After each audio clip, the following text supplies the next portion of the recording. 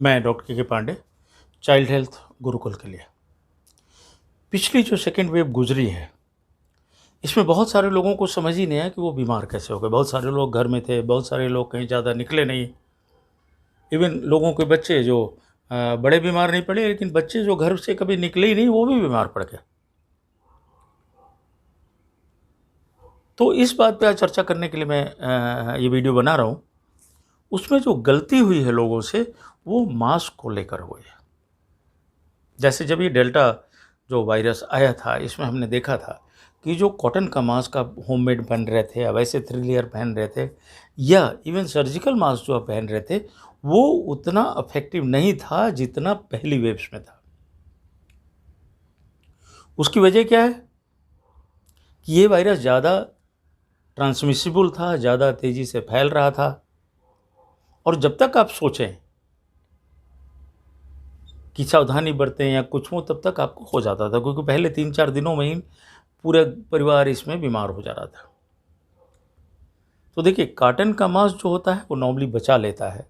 Surgical mask भी अच्छा खासा प्रोटेक्शन करता है, अगर प्रॉपरली पहना गया हो, नाक के ऊपर हो, ठोड़ी के नीचे हो और प्रॉपर तरीके से हो कि हवा बहुत बाहर से नहीं आ रही हो तो जाता है। लेकिन हर हाल में ऐसे लोगों के लिए जो जॉब पे जाते हैं, ख़ासतौर से क्लोज्ड स्पेसेस में, जैसे अगर आप बैंक में काम करते हैं तो वहाँ बहुत ज़्यादा वेंटिलेशन अच्छा नहीं रहता।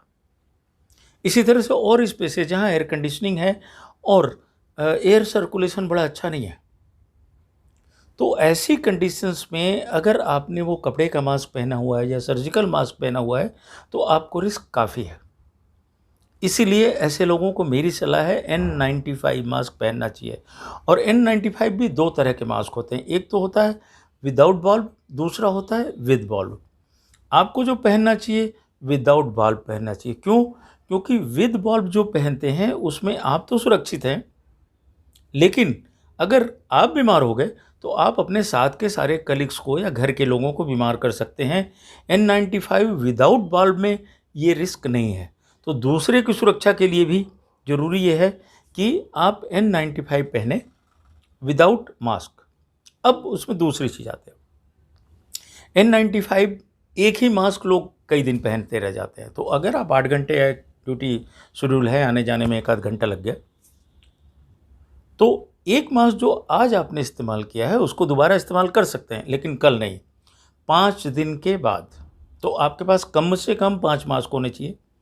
आज जो आपने किया 5 दिन बाद करिए, 5 दिन के बाद छठे दिन करिए, दूसरा वाला फिर 7 डे करिए। ऐसे करके सबका एक अलग जगह बना दीजिए जहाँ रहने की, जहाँ उसको आप टांग सकें या रख सकें सुरक्षापूर्वक, ताकि मिक्सिंग ना हो जाए।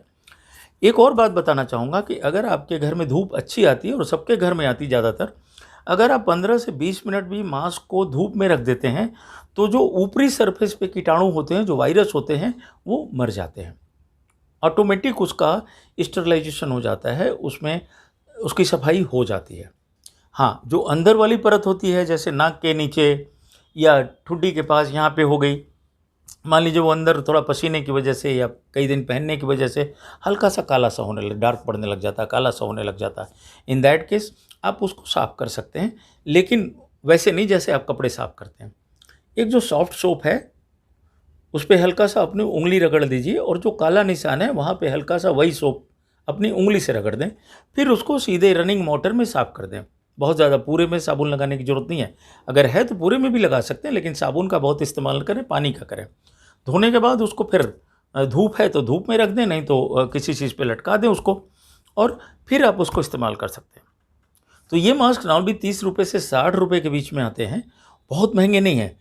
और एक मास्क को आप जो है अगर 30 बार इस्तेमाल करते हैं, तो मान लीजिए अगर 5 मास्क आपने खरीदे तो 150 दिन इस्तेमाल कर सकते हैं। तो अगर आपने 60 रुपये वाला भी मास्क खरीदा है, 5 मास्क खरीदा है, तो 300 रुपये में आप 150 दिन इस्तेमाल कर रहे हैं। तो आप ये सोचें कितना ज़रूरी है। दूसरी चीज़ है कि घर आने के बाद जो आपको सावधानी लेना है, बाकी चीज़ें जो करनी है वैसे ही करनी है। फिर मिलते हैं अगले वीडियो के साथ।